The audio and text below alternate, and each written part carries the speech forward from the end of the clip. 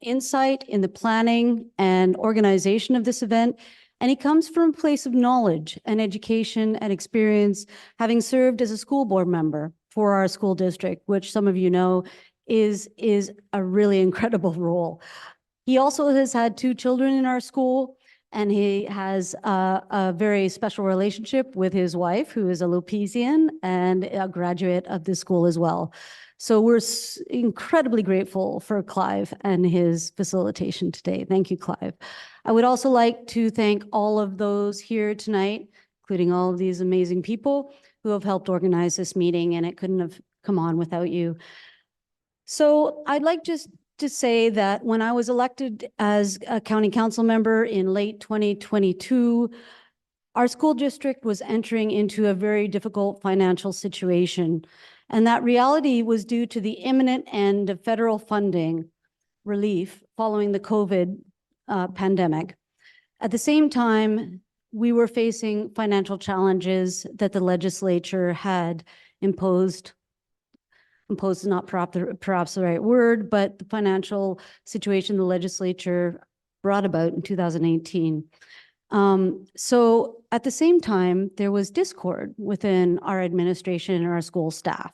So this all was what was brewing when I became a council member at the beginning of 2023.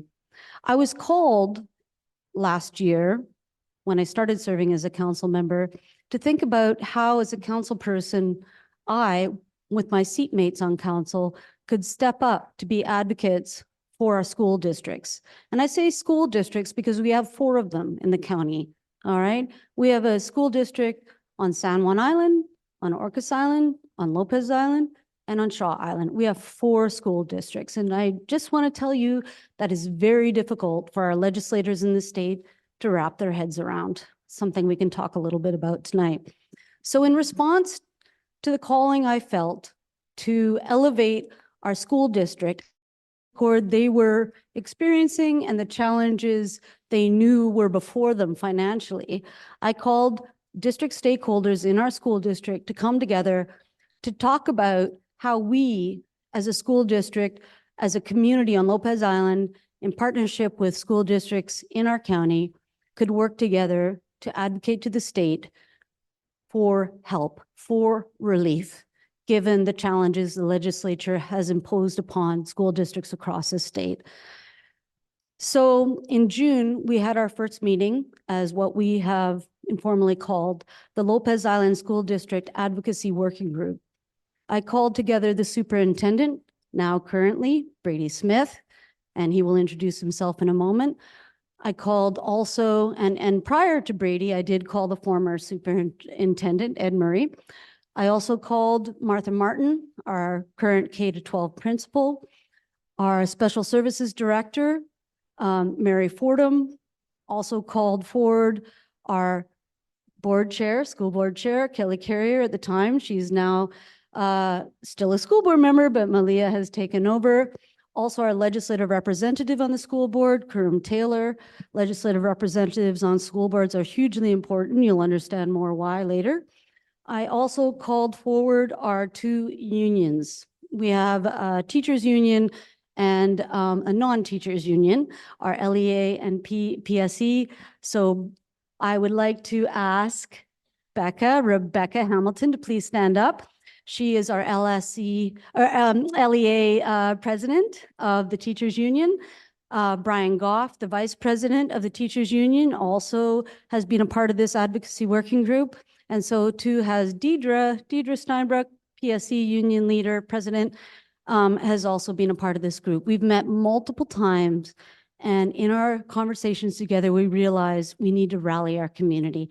And we need to rally our community to advocate to the state, but also to advocate for local solutions that we can find to galvanize community support and bring fundraising to support our school and the education of our kids. So with that, I'm going to turn things over to our new superintendent, who I am very pleased to have met recently and started working with. So thank you, Brady.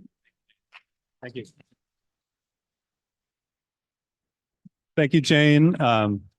And thanks to the advocacy working group who put this together in advance of my superintendency.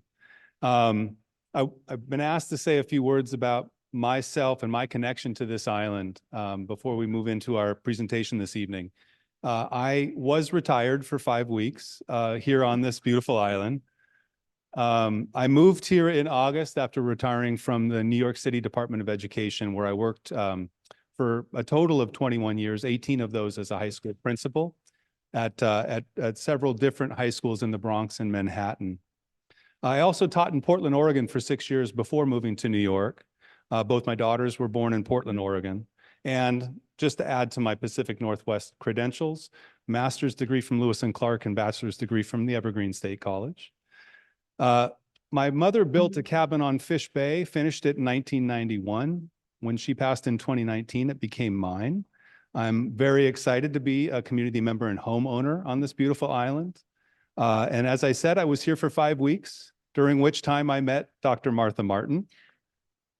I visited the school and said, how can I help? And I think a week later, I had applied to be the superintendent. Something about that. I am very excited to be here. I know this is a challenging time. I know that what we're talking about tonight are challenging issues. There's a group of very committed people on this stage, and I know from having conversations with many of you that there are committed people throughout this community who want to figure out how to make our school sustainable and the best possible education for our students on this island. Lopez Island is my favorite place on earth. I've been all over the world, and I know many of you feel this way as well. I'm here for the next 30 years. And I didn't know that was an applause line. I make a note for my next. But I am here because I want to be here. This is where I choose to be of anywhere else in this world.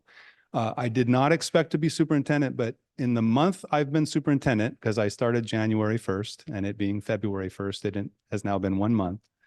I've only gotten more excited about the work that we can do together with this amazing school, this amazing group of people, and the students who every day, whether I'm reading to kindergartners or having lunch in the lunchroom with the secondary students, our students are amazing, and you know this. And so we're here tonight to make sure that we as adults, citizens, and community members are working together to make the experience for our students the best it can be. Thank you for coming out tonight. Go Lobos. I hear the girls won. And I knew that was an applause line. And now I'm going to hand it to our facilitator, Clive. So thank you all for coming out tonight. Thank you. I've lost my glasses already. How am I going to do this? Really? They're mine? No, I'm good. Okay, thank you. So we are here tonight. Slide. We're here tonight because the school is facing financial challenges, the challenges that we need your help with. And so the agenda for tonight really is, or the purpose of tonight is to share information about the financial situation, how we got here, and what we plan to do about it, and really to end up being pretty much on the same page about the situation and the plan going forward. So we've got some slides that say a little bit about that. And we don't need them, clearly. So basically, the agenda is very simple. We're going to have a series of presenters tell us what the situation is, some of the numbers involved, and a little bit of history of how we got here. Next slide, next slide. And there we go, next slide. How we got here, what we are planning to do about it. And then, so you'll have absorbed information from about maybe 30 minutes of presentations. And then we're gonna break into these little table groups, have some conversations, and see what we make of that, and then come up with questions which the panel will do their best to answer. So that's where we're heading for for the next hour and a half or hour and a quarter now. So in the spirit of that purpose, we'd like to hold questions until after the presentations. You've got paper and pencils on the tables to note them down. We do want your questions, but we don't want to interrupt the flow of the presentation. And I think that's good enough. So we're going to start with Lisa, who's going to talk through the current financial status.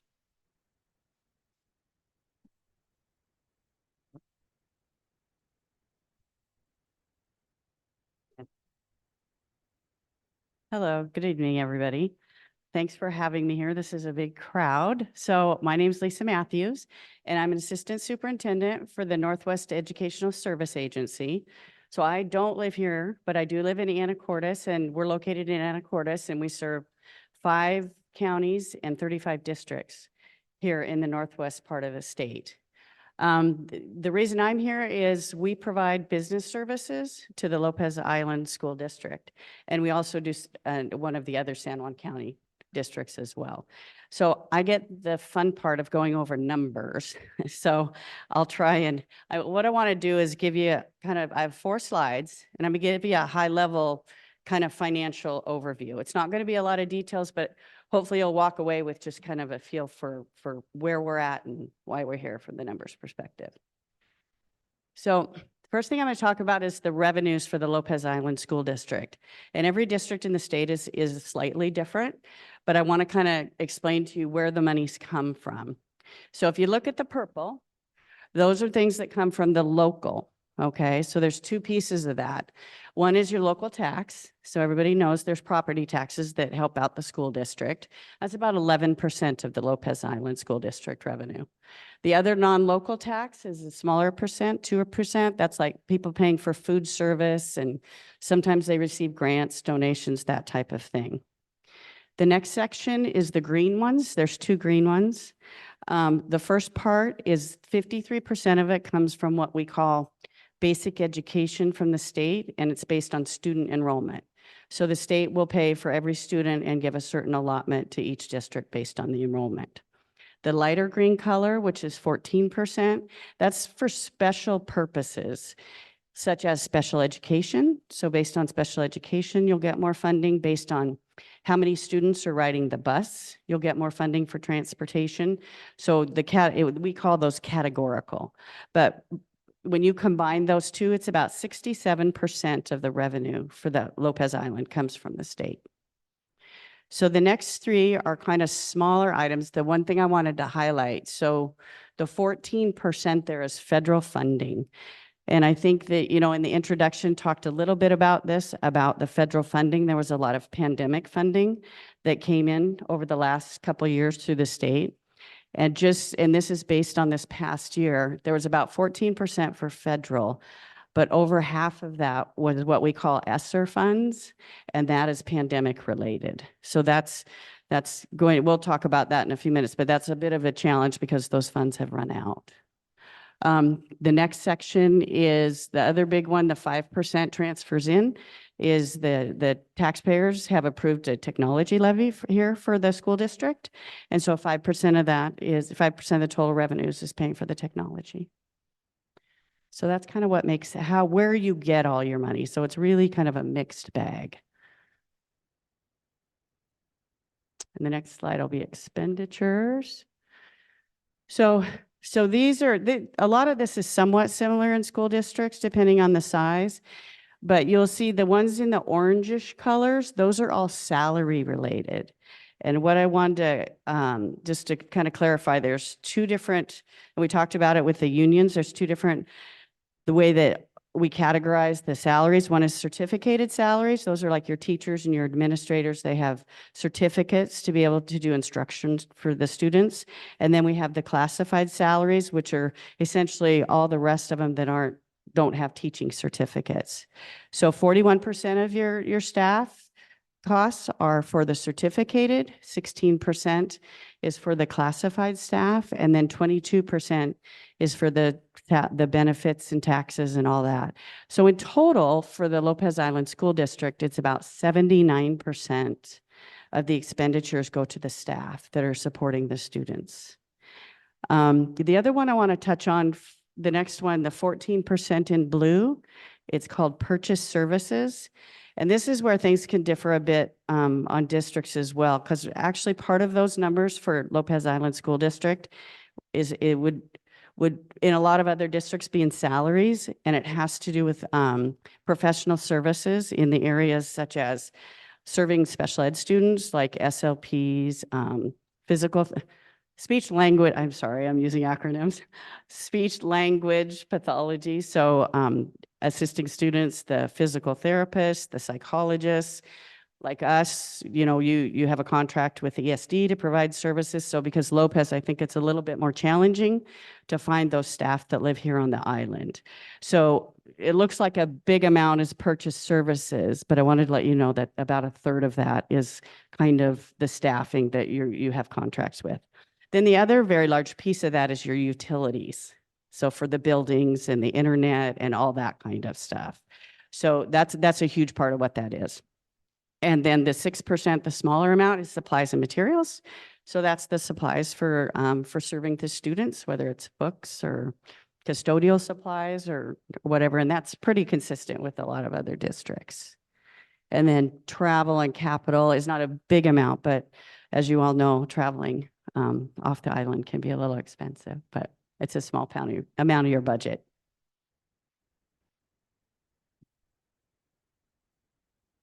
So this next one, I did it because I'm trying to tell a story, and I know this is really hard all in one place. But to kind of orient ourselves a little bit is I'm trying to show a trend of what where are we and, how have we gotten here for the Lopez Island School District. So I have the last 5 years, and essentially what is a fund balance. I'm not going to get into the technical terms, but it's your savings account, just to put it in simple terms. So and you look at the blue line, okay, that's the revenue. So that's the money that's coming in. And then the orange line is your expenditures going out. So you'll see there's a relationship there. When you've got your revenues higher than your expenditures, your fund balance, your green, is going up. So you're going to see in the 2021 school year, that is the 1 year in the last 5 years where you've brought in more money that was spent. So over the years, you'll see that gap. And so how the district, how we've gone financially is we've essentially used up our savings account. And I'm not going to get into the specifics, but there is people will be talking about the whys a little bit later. In the 2023-24, just to you'll see there's been a gap for the last couple of years, and the gap has gotten bigger. And part of that is what we've talked about is the loss of the pandemic spending.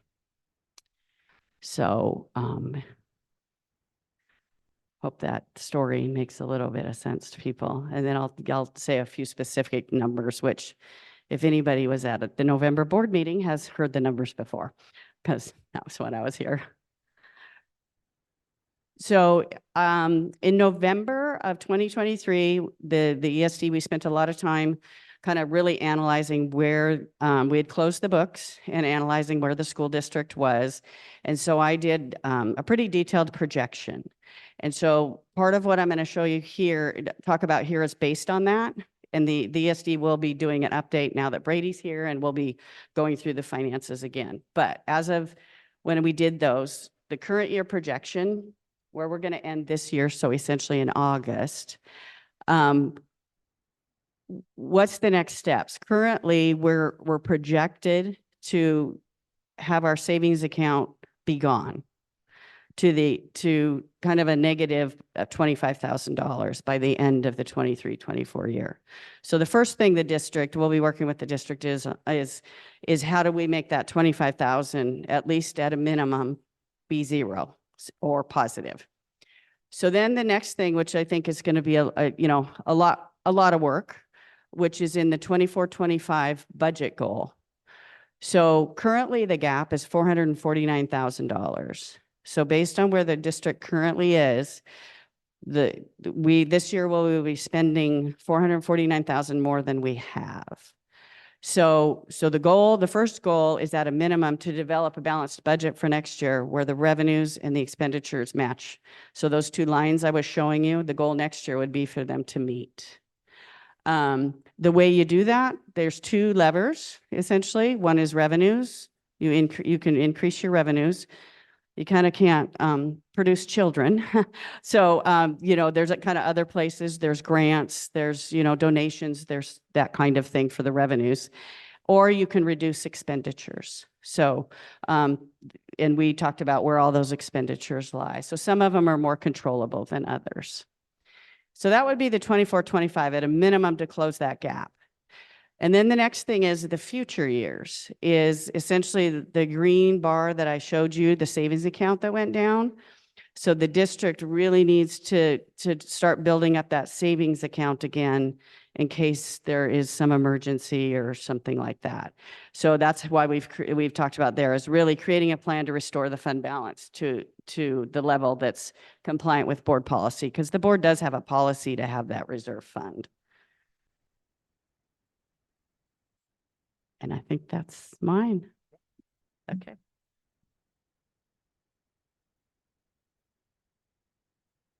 Oh.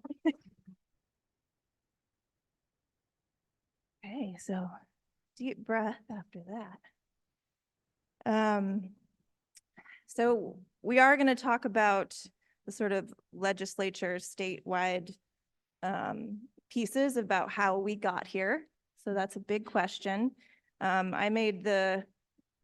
maybe think a mistake, but two at our last meeting, our planning meeting, kind of shared a more impassioned speech around where we have been in recent years. So they told me to say it here. So now I have to say it here. So, but I do think it's important. I want to, the answer to how we got here is really complicated.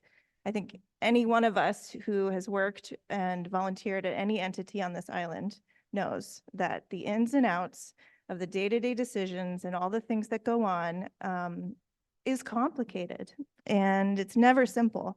And for our school district, I think it's really important to name that for quite a few years now, we've been walking through some very challenging times. Big decisions, small decisions were made, some that set us on a good path and some that led us astray from a bigger vision for our students. And I personally believe that many of those issues arose from a system and a structure that wasn't sustainable and isn't sustainable for us going forward. As we can see, it's like, trying to fix an airplane while it's flying through the air. Everyone's got their ideas of how not to crash. And so we have not all been on the same page for a little while. The truth is the trauma, pain of a tort claim, high administrative turnover, high board turnover, and then a pandemic on top of that. And then all the subsequent burnout and lack of trust that stemmed from those things made it very difficult to do the collaborative work that would properly address our financial issues. But I believe, and I think I can speak on behalf of our board members and those here, that we're finding some solid ground. The message here that we're hearing tonight is urgent, and we can own that it took too long to address some of these things, but here we are. And I'm really grateful for all of you, the stakeholders, and for all of you that have gathered here with your curiosity, your willingness to come here, and everybody on Zoom. Hi. Thank God for Zoom now too, and that we can start working towards change and figuring this out together in a healthy, creative way, because I think that's what the spirit of the island is. And there's lots of healing happening already and still more to come. And so, just before we get into the sort of high level legislative stuff, I just wanted to express that's where we're coming out of. And we're going to move forward from that place. So thank you.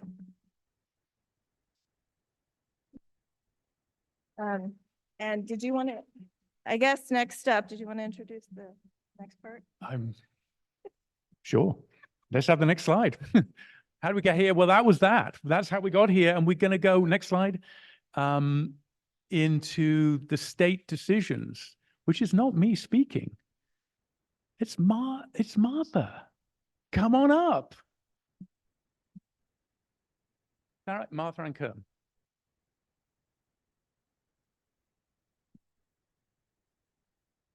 Thank you. So Kerm and I are going to talk about some of the state decisions that that represent our reality as a public school here and on Lopez. And Kerm's going to talk about the levy lid and regionalization, and I'm going to talk about the prototypical funding model and special education. So our school and all schools in the state of Washington are funded based on student enrollment, and that is part of something called the prototypical funding model. And this model works well for medium and large size schools because it makes an assumption that you have a certain number of students to fill a class. But here on Lopez, we have to have, we want to, and we have to serve the needs of all of our students, K-12. And so for instance, on the secondary side, regardless of the size of your 9th grade class, you have to have a teacher to teach all of the graduation requirements required for 9th grade. And we almost never meet the larger number of like 27 students in a class that the funding model is based on because of the small numbers of our students. We might have a graduating class of 6. And since I've been here, we've had a graduating class of 6. We've had a couple of 13. Next year is our like monster junior class right now that has, 27 students, but that is unusual. So that prototypical funding model is harmful to the revenue that needs to come in to run a school district. The second thing I'll talk about is special education. So here on Lopez, we have a large percentage of students with special needs, and it is our privilege to serve those students. It is our privilege to serve all of our students in the best possible way we can. The state funds us at 15%, which is a bump up of 1.5%. It used to be 13.5 since last year, but with the assumption that 15% of our students would be eligible for special education services and have those individual education plans. Last year, 26% of our students qualified for special education services. I asked our special services director, Mary Fordham, to run the most current numbers. It's about 23% this year. And to put that in an actual dollar amount, last year, our school district spent $345,000 more than we get from the state in special education services. So those two things together make it really difficult. Kerm, would you like to talk about the levy lid?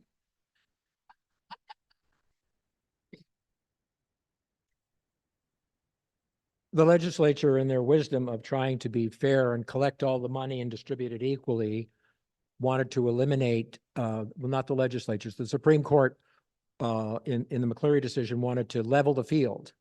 And so they eliminated levies. But when the legislature finally passed it, they increased it. They added one enrichment levy. Enrichment is not regular school expenses, general expenses. It's for enrichments. And there's limits on that.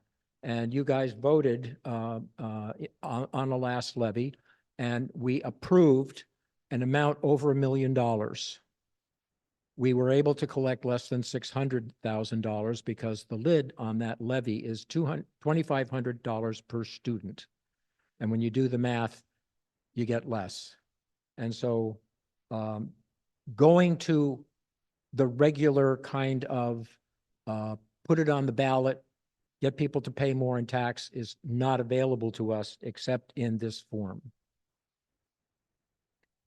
My other topic is regionalization. When you come here as a new teacher, it's hard to find a place to live. We're expensive. We're almost as expensive or maybe even more expensive than, say, Seattle. Recognizing that areas like this exist throughout the state, the legislature passed a regionalization percentage that would take what the state funded through the prototypical funding model and add a percentage, 6%, 12%, 18%, and they used to have 24, but they got rid of it. We get 12. We should get 18 because we're comparable with most of those areas that get 18%, like Seattle.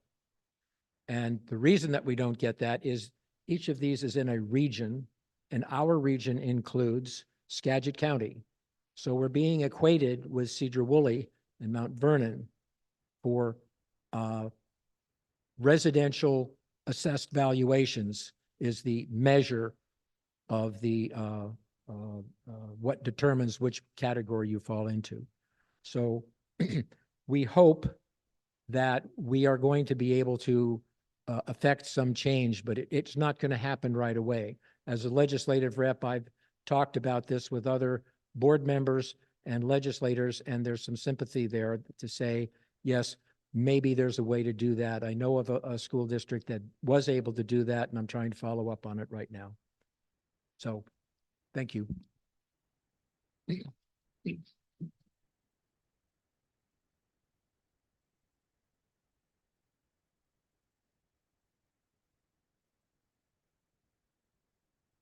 Okay, so this sort of brings us to why we're here today, because we're here about advocacy. And we're here about advocacy as a community that can advocate to the state, and we can also advocate amongst ourselves to support this school district. However, we have 4 school districts in this county, and we can be more powerful advocating together. And so I've realized this in the last year as I've met a couple of the superintendents from the other school districts and realized that they're also on a financial cliff like we are. We are the most immediate financial cliff, as you've heard from Lisa from ESD. We're the first off the cliff if we don't step up. Our other school districts in this county are in a similar situation. So we need to work together. We have common challenges, and those challenges are not insurmountable, but they require us to be thoughtful, strategic about how we advocate to the state. And so that's what we're going to talk about a little more in the next few minutes. And as we round out this meeting, I want to share with you, though, that all of the challenges we are facing very squarely lie within the state legislature and decisions that were made back in 2018. And they thrived to reach equity and really created a very opposite situation. And so what I am learning in the role that I've been in for the last year is that state legislators are beginning to realize that what they initiated in 2018 has actually created huge problems for smaller school districts like ours, like all of the ones in our county. And they need to rectify the situation.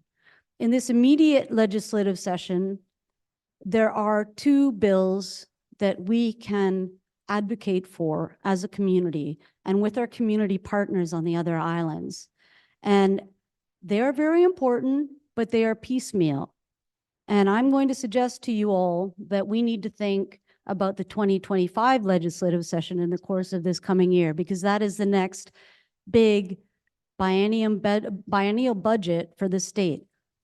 But let me step back for a moment and tell you that these 2 bills, there's a bill in the House and the Senate for each of these issues. We can think about in proactive terms how we can do advocacy to the state around these 2 bills. One of them will marginally increase by literally 2.25% this special education allowance, special education fund for our students who need those services. So what you just heard from Martha was we spent $345,000 more out of our children's education funding to pay for special education services that the state should be paying for.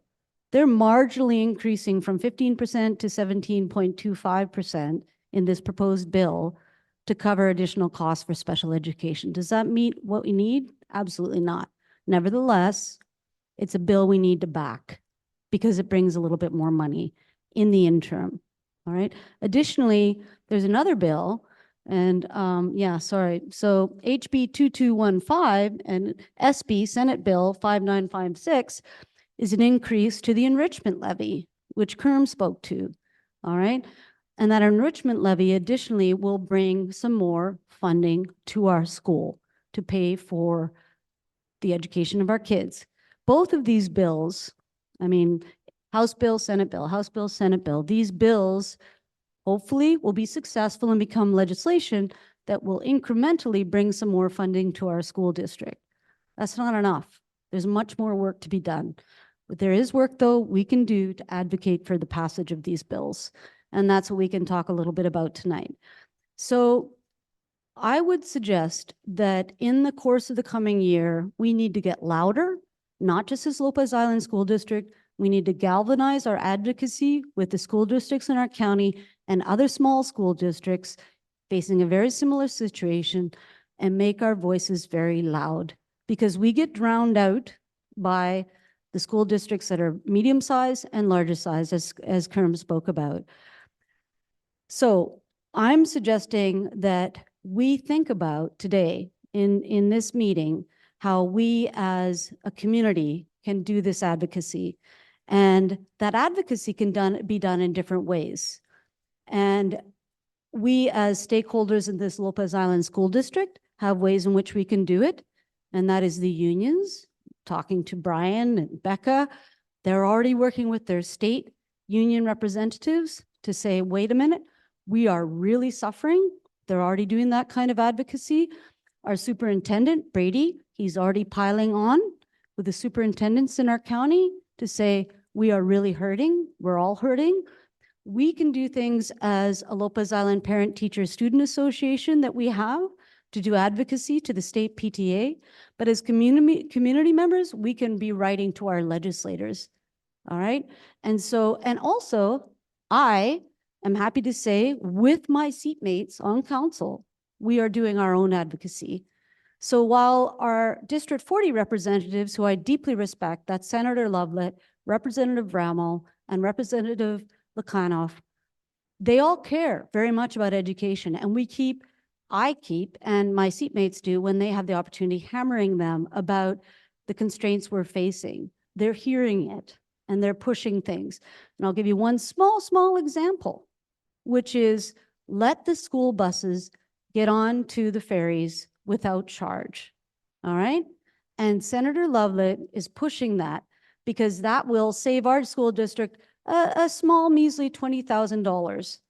All right. But that enables our kids to go have field trips. That enables our kids to go to school sports. And equitably, all across our ferry served counties, that will have an impact on school budgets across the state. And Senator Lovelet heard that in a meeting that I attended back in August. And we have legislators who will work for us and with us as they should. So we have advocacy to do, and there's many levels on which we can do it. Thank you.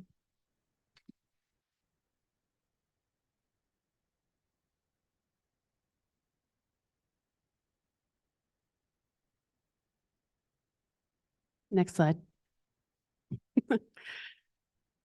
So what are we doing about this problem? I wish I could get up here and tell you we have a foolproof 10-point plan that's going to solve everything. But as we've seen, there's not a quick and easy solution. This is a systemic crisis unlike anything we've seen before. I've been connected to this school for 40 years. My mom was on the school board in the 90s. I graduated from the school, and this is unique. We've had a lot of smart and dedicated people working on this for years. So there have been efforts, but we're sort of, as we heard at the beginning, we're out of money.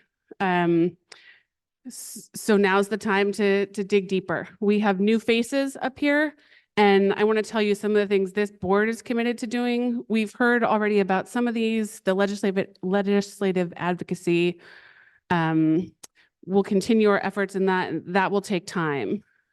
We have formed a new budget committee, and we are tasked with reviewing in depth the school's budget and spending, and identifying areas where we are weak and vulnerable, and doing everything we can to tighten our budget.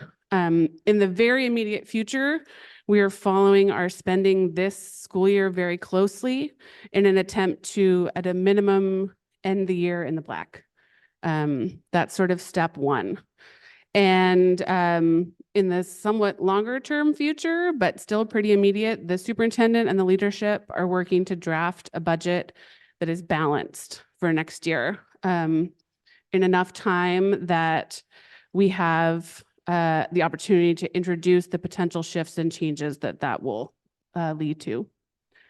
But the main thing we need and why we're here is we need community support. We need this hive mind. We need other ideas. We need help. We're starting with a town hall for community engagement, and we'll continue to reach out to the community. And there are some ways we've already heard about how to help, and there are more to come. So thank you for being here.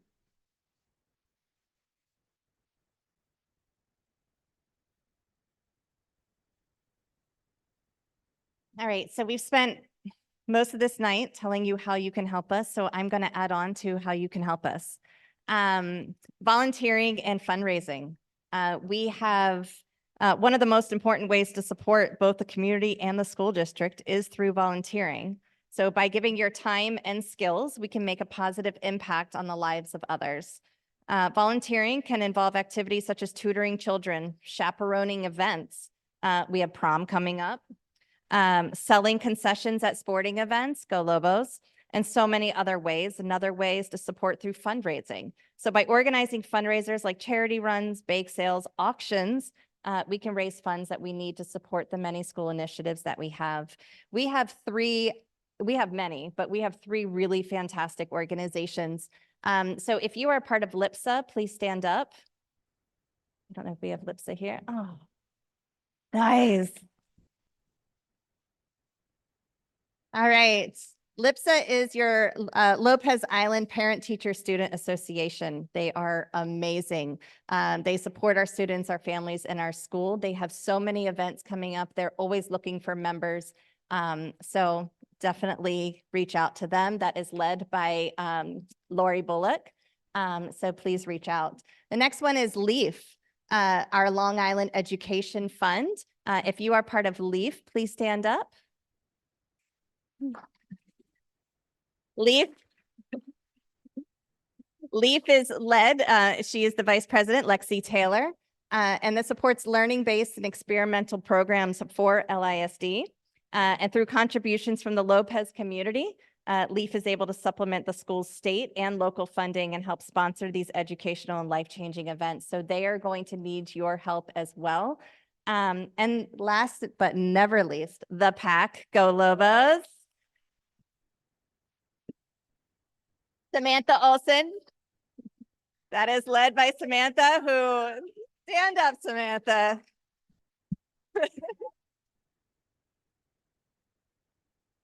So the PAC fundraises and supports our athletic programs here on Lopez, and they work so hard. All of these organizations do. So please, thank you, one, for every single person that is part of these organizations and works hard to raise money and to really support our students. Thank you, thank you, thank you. And for all of you, please reach out to one of these organizations because we are going to need you now more than ever. Thank you.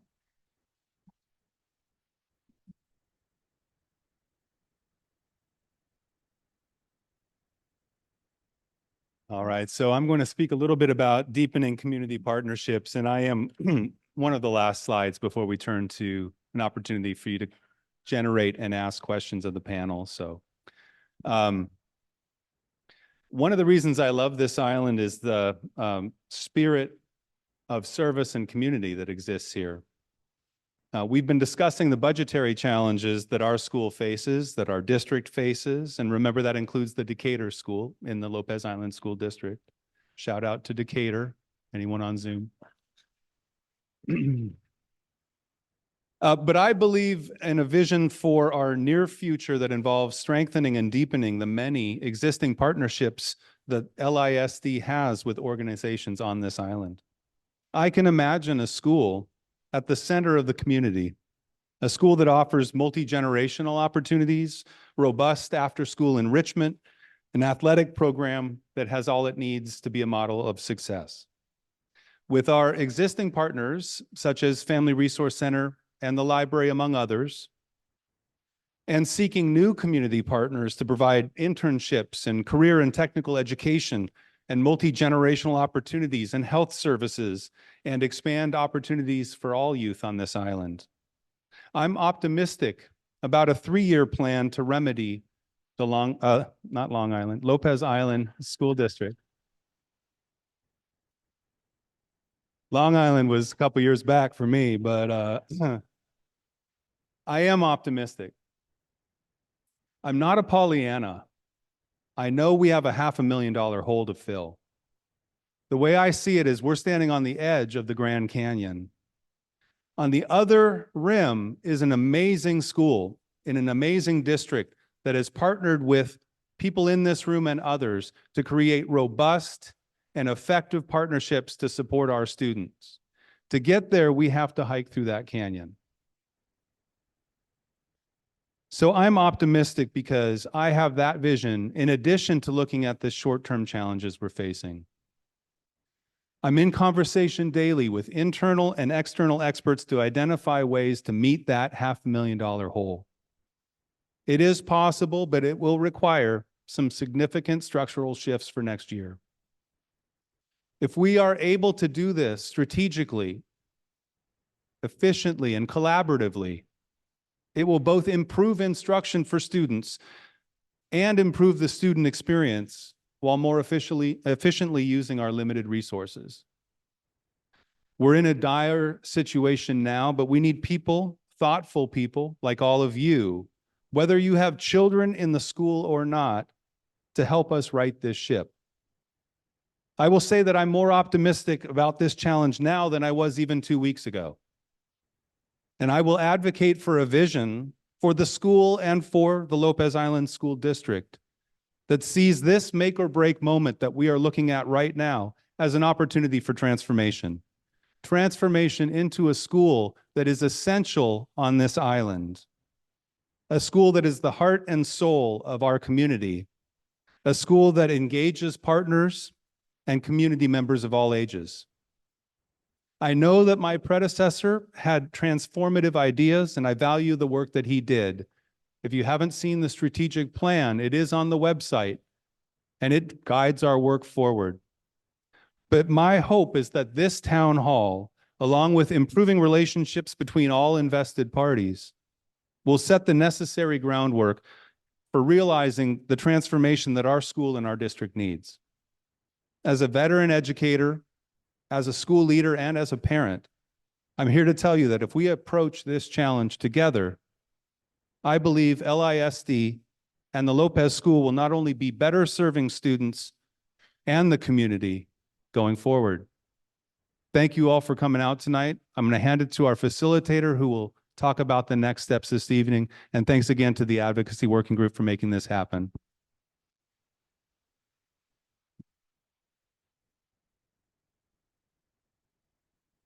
Thank you, Brady, and thank you all presenters. So,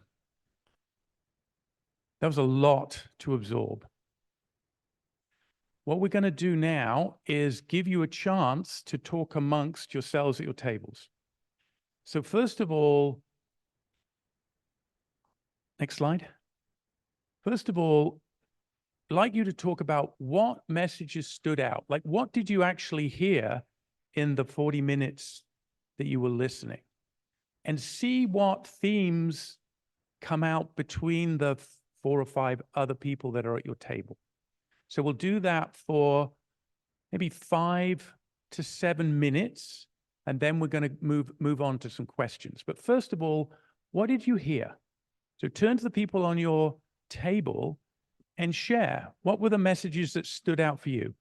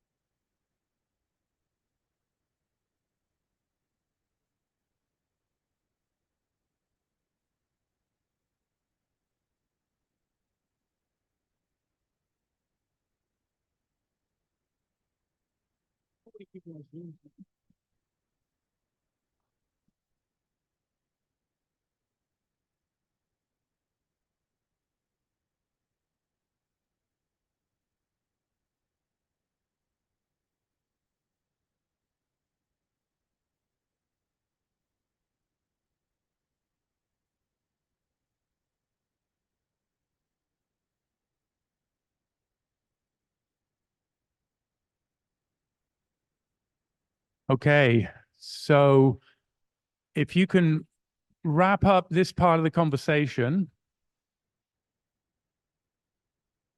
because where we'd like to go now is questions.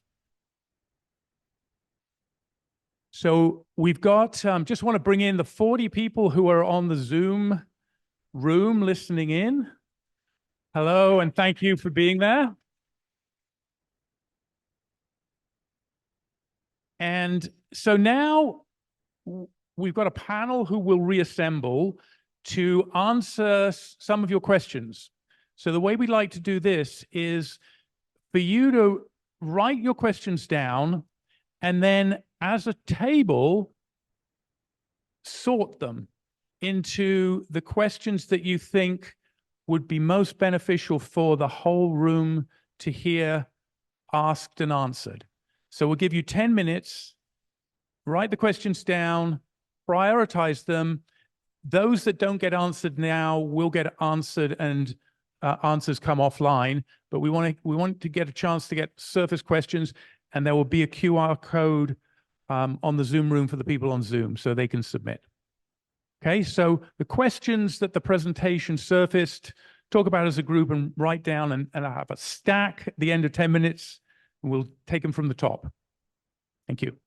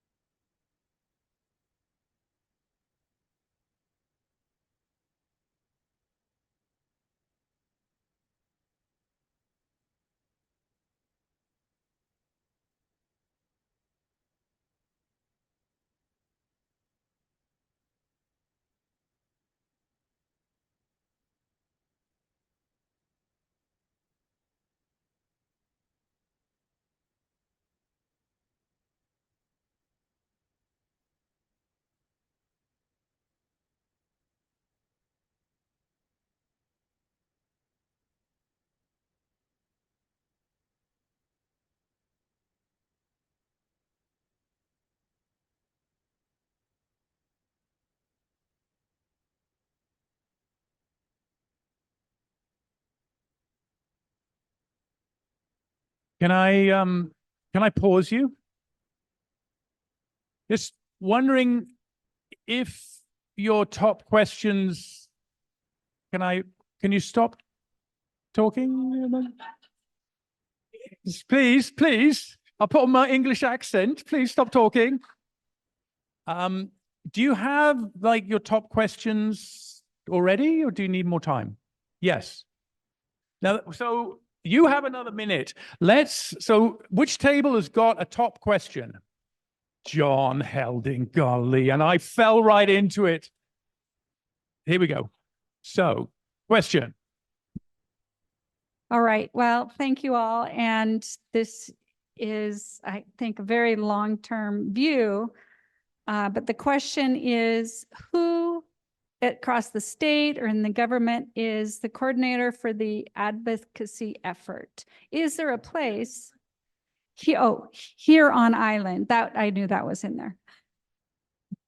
Thank you. The question is, who is the coordinator for the advocacy effort?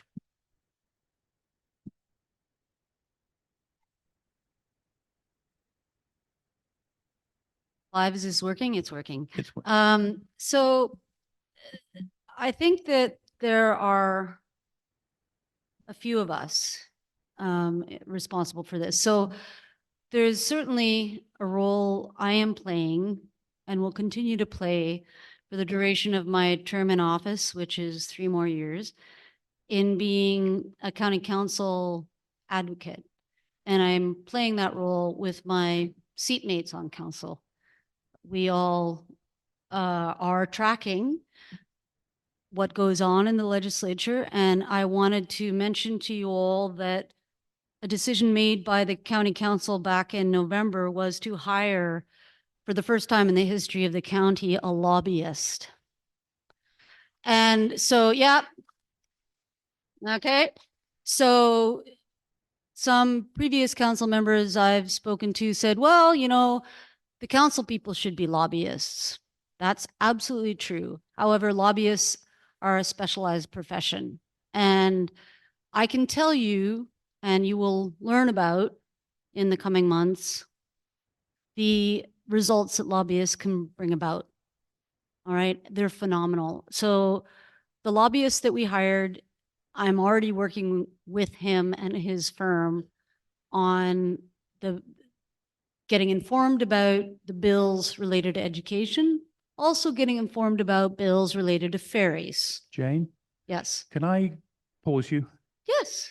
Because I know we got a lot of questions. And the question was, where's the coordination for the advocacy? And I think it's in your advocacy group. It is. Thank you, Facilitator Clive.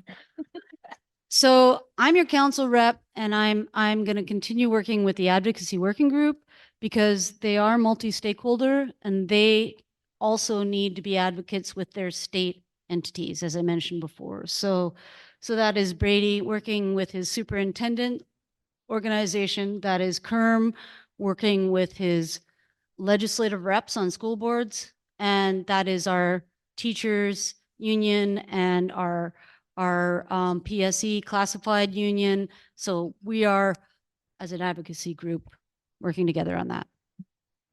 Thank you. Can I just add to that, that maybe a short answer is there isn't someone who's coordinating the like public efforts, and we would like someone to do that. So. Table with a question.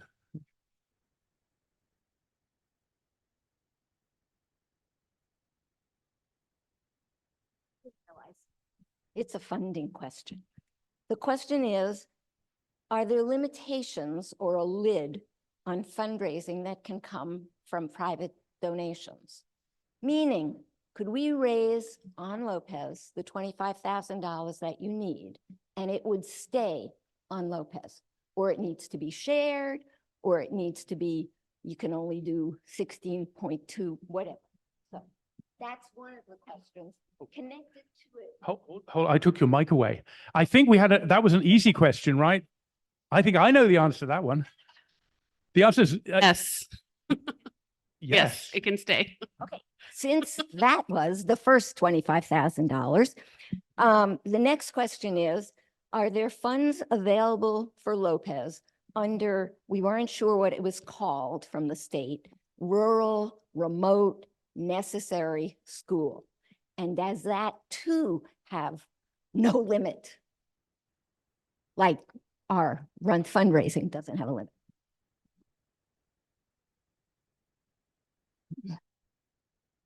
I couldn't hear very well. Can you tell me exactly the question again? Is there funding available for Lopez under the necessary and remote schooling, and are there limits to that? So the state does fund remote and necessary, and the Lopez Island School District does receive that funding.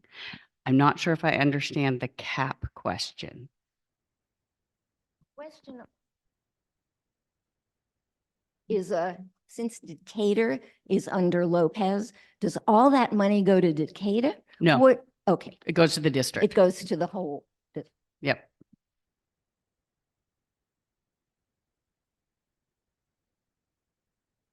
Raise your hand if you've got a question for your table. Oh, there we go. You want to read it? We were having the discussion about where does the money we don't collect from the levy end up? Where does it go?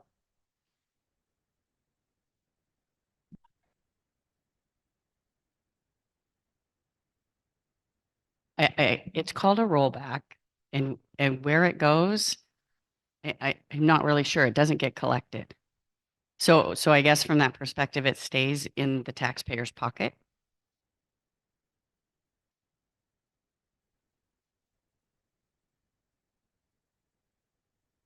I have a very quick question. I think it's been partially answered.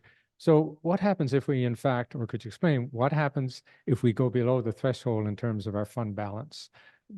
Is the administration of the district then taken over by the state, as I understand, which makes it critical that we don't? My second, before you answer that, my second question is actually an answer to your question.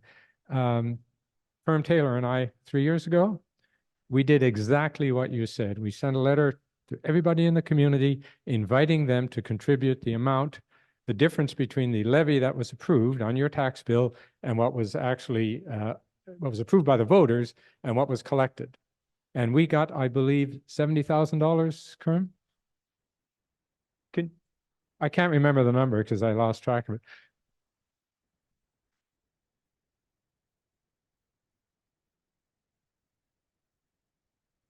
So I think perhaps a really Yeah, it was- well-organized Just one second. program, excuse me. Kerm was just saying, She cut I me off. apologize, That's my sir. wife. Kerm was saying it was over $100,000 that the community donated in response to that letter that was appealing to community members to just ante up money that couldn't be collected because of state Yeah, legislation. exactly. I guess my point being, it's doable and can be done and probably should be done again.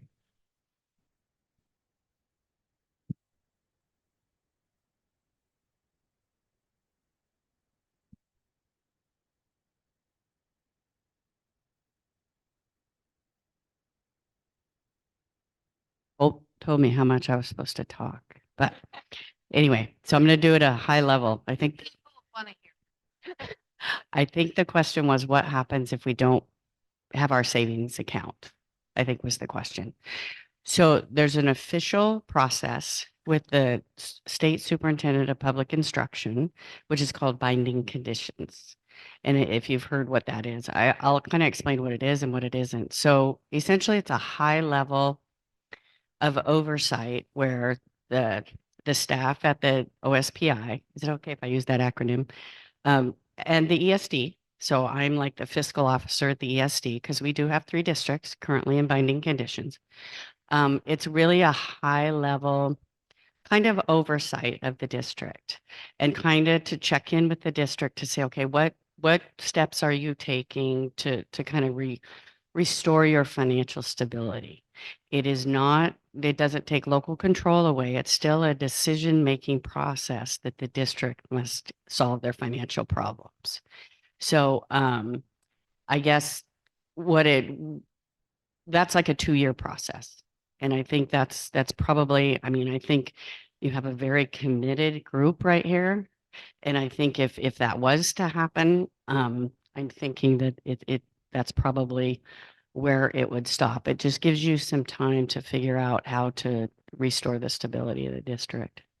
And there's some other complicated things like cash flow, but I don't think that was the question. Thank you. So we've got about 10 more minutes. So I think we've got time for a couple more questions. And then if your question doesn't get answered or spoken out loud and answered, then please write it down so we get a chance to answer it later.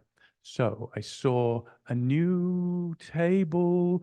We're going to avoid this table because they've already answered the question. Over here, what do we got? Oh, good. We were thinking that one of the things that seems to be effective, hopefully, is direct communication with our legislators. And so we wondered if we could have some guidance to help us write templates. That could be either for letters, which we understand is often the best way, the most important way to communicate, emails, phone calls, or if there's anybody who's actually going to Olympia to go in person and talk to our legislators about this. But if we had templates for this, we think we could get it out to a lot of people and we could get a big response, and that might be really helpful. Thank you. More of a suggestion than a question, I think. So who will do it? Yes. Kerm is putting his hand up. Can you put the mic on when you answer? Legislative rep, and I was just spent 2 days in Olympia doing what you were saying. But I think your point is that it would be helpful if the community were communicating in large numbers to our legislators and others who are sympathetic. And I would be the person to do that along with whoever wants to help me to bring that about. But one of the things that the legislator said is coming now is late because we're in session, we're racing through it all. The best time to do it is when we're not in session and we have extra time. And so beginning after March, we will try to, and I'm going to try to coordinate an effort with the other two big islands because they were there with us. I was with them when we were all lobbying each legislator. And I think I want to find a voice with the rest of the legislature, not just our local ones, because this problem exists in most small schools. Thank you. So we got time for one more question. Clive, sorry, can I just add on to that? Of course. Oh, thank you, sir. Thank you, Mr. Facilitator. No, but it's actually not too late. So there are, and we can talk, but those two bills that are House, Senate, those bills can still be actively advocated for. And so there is work for us to do as an advocacy working group with support from the community, but increasing the special education fund is something that we need to support, bring it up to 17.25. It's not enough, but it's better than nothing. And increasing the enrichment levy amount is something else we can do. So there's work we need to do now, and we have 30 days within which to do it, actually less than that. So I will add to that answer in the next week. We will post a one-pager that summarizes some of the data we shared tonight and tries to tell the story of our problem. And we'll post a template with that one-pager. We'll find someone to write it. Thank you. Okay, so the last question. Clive, can I just jump in? I know there's a question. I just want to, before we do that, I just want to say there's 11 or 13 responses on the QR code. I want to acknowledge those who've submitted questions that way as well, including about 6 that have come in since this began. Thank you. So Yes. I don't want to cut this question off, but I do want to say maybe we can save time for at least one off that and to let people know that if their question is submitted through the QR code, we will work together to consolidate those questions and provide answers in further communication like our newsletter. And wherever the questions are coming from there, even if they don't get answered out loud here, they are very helpful. So please, if your question didn't get answered, write it down. We will collect them. Last question for tonight. So my question is just, while we're in this urgent state, is there a possibility of having town hall meetings on a regular basis, like once a month or? Yeah, so this was our initial town hall. So what is intended as we build our 10-point plan and we have suggestions from the community, we will be having regular town halls to give you updates of where we're at, what worked, what didn't work. So we hope to see you again there too. And everyone is welcome to come to board meetings and to zoom in on board meetings. So If you found this helpful, tell your friends. Because if we want to have a loud voice in advocacy efforts and we want to have as many possible perspectives included in ideas for how we can improve our situation, the more the merrier. So when we do have additional town halls, please spread the word.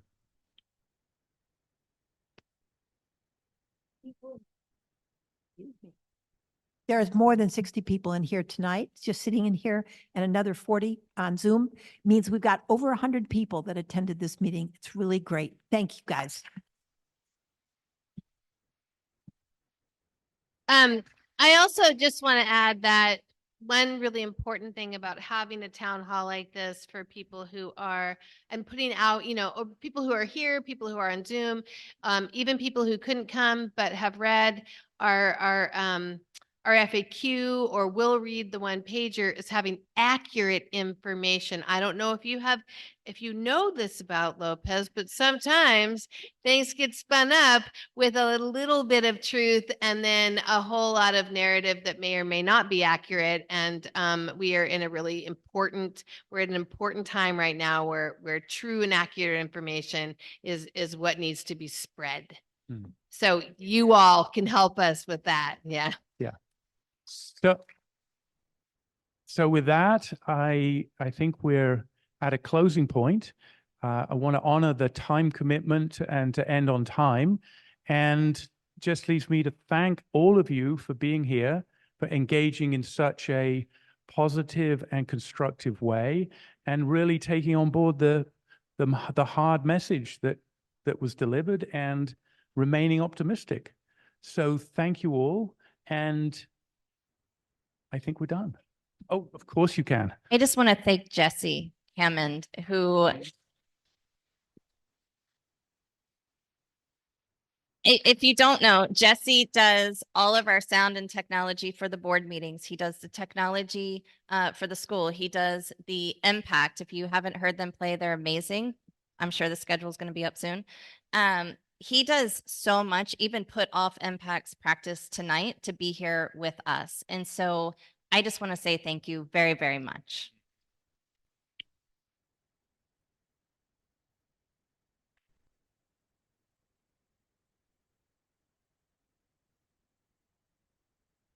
And one more, Stephanie Carricker.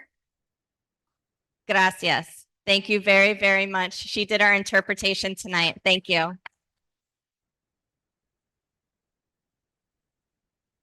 You have to be out by 8. If you want to help stack chairs, you're more than welcome. You don't have to go home, but you